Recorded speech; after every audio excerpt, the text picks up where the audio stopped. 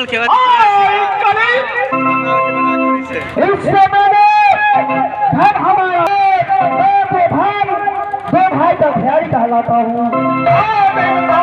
बड़े भैया को नाम ये कलजू सिंह, हमारे नाम कली है। दोस्तों, हो सकता है हमारे पार्टी से कुछ टूटी फूटी कोई भाषा में निकलेगा, आप लोग बात समझकर सेवा कर दीजिएगा। कोई हम लोग महाकलाकार नहीं है।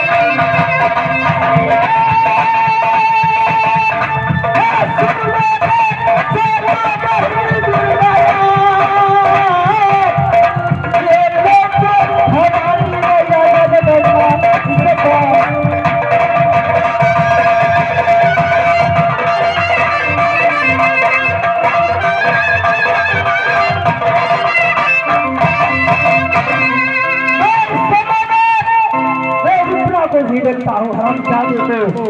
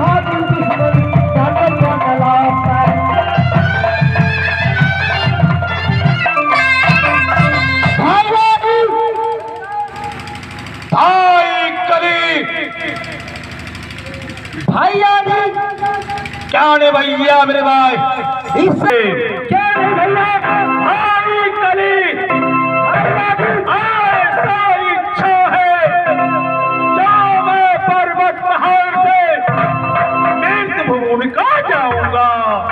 क्या नहीं भैया और तीर्थ भूमि का जाऊंगा पर्वत पहाड़ से भाई कली। पर्वत पहाड़ से तीर्थ भूमि से पूजा करता है या नहीं करता है, सही सही हाथ बताना यह था कंजू का पहाड़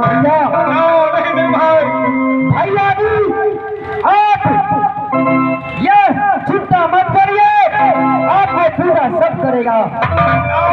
भाई सही बात चाहता हूँ, पूजा करेंगे। भैया जी, अगर ये कर्ज को पूरा नहीं करेगा तो हम लगा देंगे भैया सत्याग्रह को।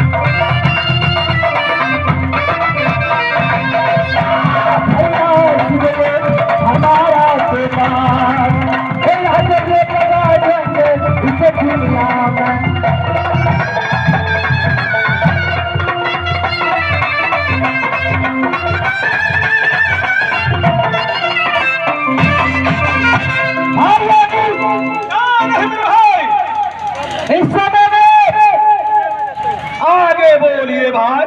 आपका पूरा सब करेगा, जो नहीं करेगा मैं उसको आग लगा दूंगा। ठीक है मेरे भाई, जो नहीं मेरा पूरा करेगा तो आग लगा देना उस वस्तु में। और की भाई चलो, ऐसा कौन सा सुंदरी है, ऐसा कौन सा सती है जो मैं देखूंगा वो पूजा मेरे करता है कि नहीं करता है। भैया जी, आपको कामना किला में सब पूजा करेगा कलयुग का। क्या नहीं मेरे भाई? भैया जी, भैया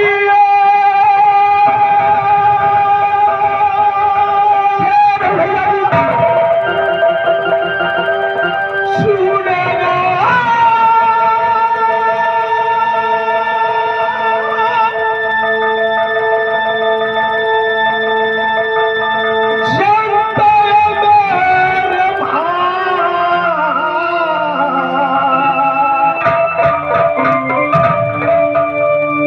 जाग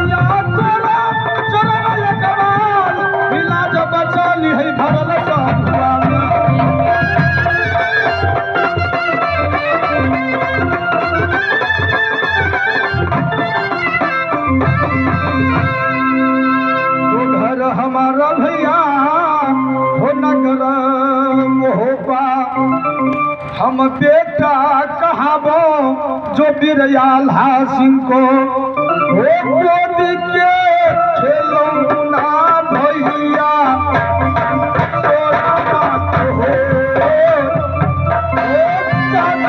भतीजा हमारा कूदला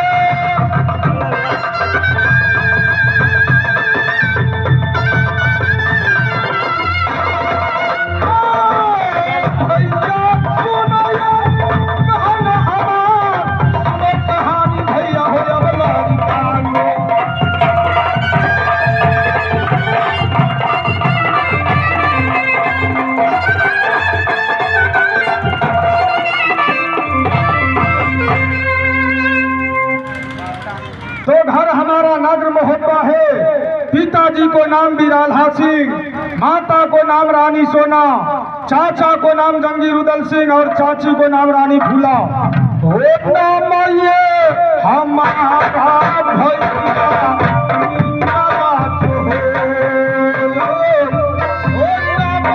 हमारा भैया बधाई तला